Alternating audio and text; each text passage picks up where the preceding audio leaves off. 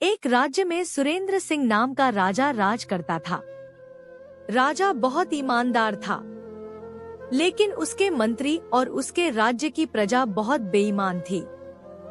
उसके राज्य में राजधर्म नहीं था। हर व्यक्ति अपना स्वार्थ सिद्ध करने के लिए दूसरे को लूटने का प्रयास करता था। राजा को इन बातों का पता था, क्योंकि इसी भ्रष्टाचार के कारण उसका राजकोष खाली होता जा रहा था। राजा किसी पर विश्वास नहीं कर पा रहा था, क्योंकि सभी बेईमान थे। उसी राज्य में एक ब्राह्मण रहता था। वह दिन रात पूजा पाठ में लगा रहता था। वह ब्राह्मण बहुत ईमानदार था। इसी कारण राज्य के लोग उसे अपना दुश्मन मानते थे। ब्राह्मण मंदिर में पूजा करने आने वाले लोगों से ईमानदारी और सच्चाई पर चलने की बात करता था, जो लोगों को समझ नहीं आती थी। एक दिन राजा उसी मंदिर में भगवान के दर्शन करने गया। राजा ने भगवान की पूजा कर वहां 5 सोने के सिक्के चढ़ाए। पूजा समाप्त होने पर उस ब्राह्मण ने वही 5 सोने के सिक्के राजा को प्रसाद के रूप में वापस कर दिए। यह देखकर राजा को बहुत गुस्सा आया। उसने ब्राह्मण से पूछा, राजा पंडित जी, आपने मेरे चढ़ाए हुए सिक्के ही मुझे वापस कर दिए, ऐसा क्यों? क्या इनमें कोई खोट है? ब्राह्मण, महाराज क्षमा करें, इन सिक्कों में खोट है या नहीं यह तो सुनार ही बता सकता है, लेकिन मैंने ये सिक्के इसलिए वापस किए क्योंकि इस राज्य के अधिकतर लोग बेईमान हैं। जो लोग पूजा करने आते हैं, वे अगर भगवान के चरणों में पड़े चमकते हुए सोने के सिक्के देखेंगे तो उनका मन पूजा पाठ में नहीं लगेगा। वे इन सिक्कों को चुरा कर ले जाएंगे।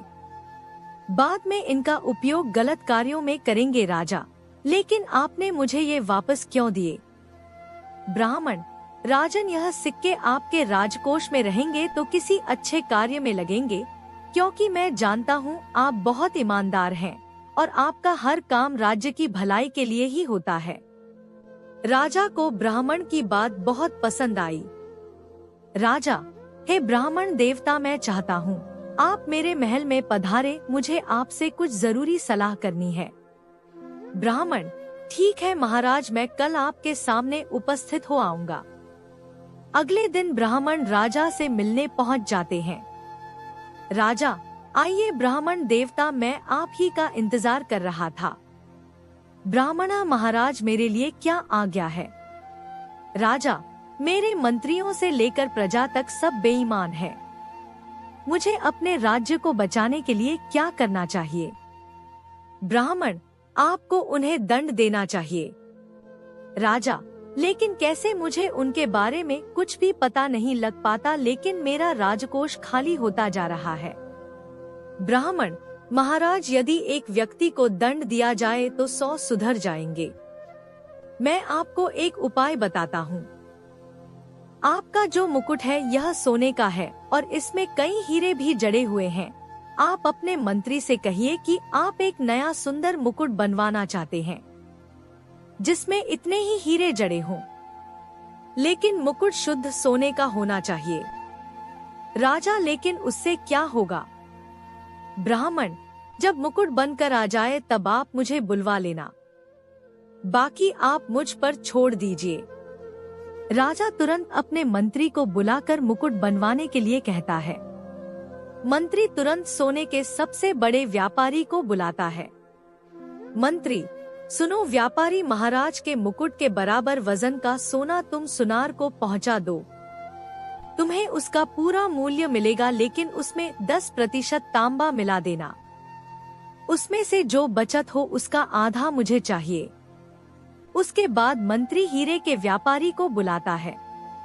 मंत्री, महाराज के मुकुट के लिए जो हीरे चाहिए उसमें से 2 हीरे कम देना, उनकी जगह कांच के टुकड़े लगा देना। 1 हीरे का दाम मुझे चाहिए।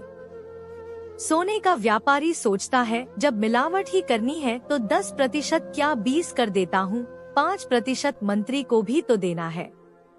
वही 20% तांबा मिलाकर सोना सुनार को भिजवा देता है। इसी तरह हीरे का व्यापारी भी 2 की जगह 4 हीरे कम देकर कांच के भेज देता है।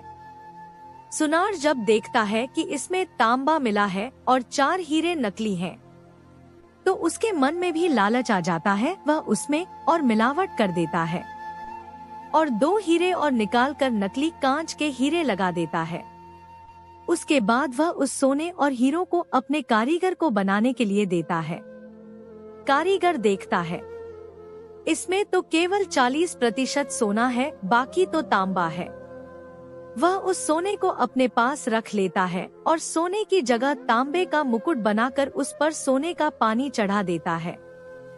साथ ही सारे हीरे निकालकर कांच के नकली हीरे लगा देता है। तय समय पर महाराज के सामने मुकुट पहुंच जाता है। मुकुट बहुत सुंदर बना था। राजा बहुत खुश होता है। वह तुरंत ब्राह्मण को बुलवाता है। ब्राह्मण अपने साथ दूसरे राज्य का एक सुनार लेकर पहुंच जाते हैं। राजा, पंडित जी, मेरा मुकुट तैयार है, अब क्या करना है? ब्राह्मण, राजा, इस मुकुट बनाने की प्रक्रिया में जिसने भाग लिया उन्हें बुलवाइए। राजा के आदेश पर सभी आ जाते हैं। उसके बाद ब्राह्मण अपने साथ लाए सुनार को मुकुट देते हैं। मुकुट को कसौटी पर परखने के बाद वह सुनार कहता है, सुनार, महाराज, यह तो पूरा मुकुट तांबे है, इस पर सोने का पानी चढ़ाकर ये कांच के टुकड़े लगा दिए गए हैं। राजा को बहुत गुस्सा आता है। वे मंत्री से पूछते हैं।